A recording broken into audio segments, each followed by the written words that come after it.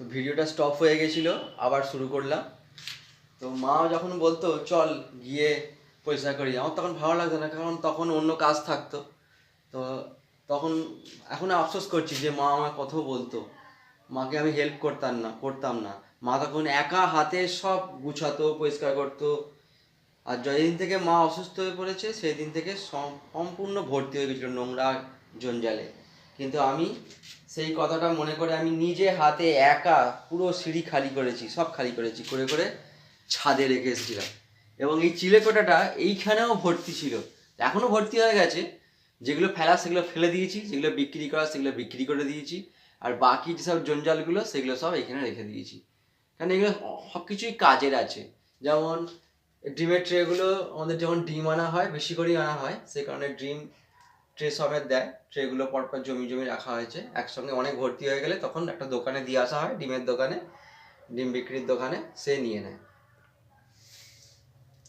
তো যাই হোক, এইখানে হয়েছে আমার ব্যাটারির জলের জার। এগুলো এগুলো সব এক্সাইডের জল, এক্সাইড কোম্পানির জল আছে। ওই একটা এক্সাইড কোম্পানির 3টে কিনে রেখেছিলাম ব্যাটারির জল। আর এই হচ্ছে আমাদের সাইকেল, দুখানা সাইকেল একসঙ্গে ব্যবহার হতো, এখন আর সাইকেল প্রয়োজন নেই বলে পড়েই আছে। এরকম 3-4টে টেবিল ফ্যান ছিল, আগে ব্যবহার হতো, এখন সব একটু আধটু খারাপ হয়ে যেতে ও 200 টাকা করে বিক্রি করে দিয়েছি। এখন এটা একটু ভালো আছে, এটা রেখে দেওয়া হয়েছে। অনেক পুরানো, প্রায় 20 বছর আগের ফ্যান, যেটাকে টেবিল ফ্যান বলা হয়।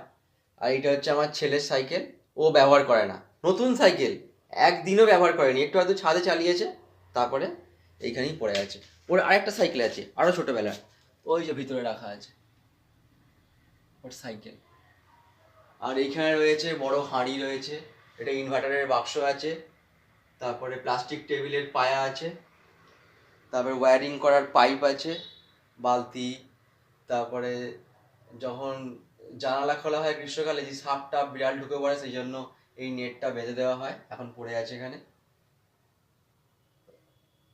ওইগুলো আমার ছেলের ছবি, ছোটবেলায় প্রথম জন্ম থেকে তারপরে পরপর ছবি।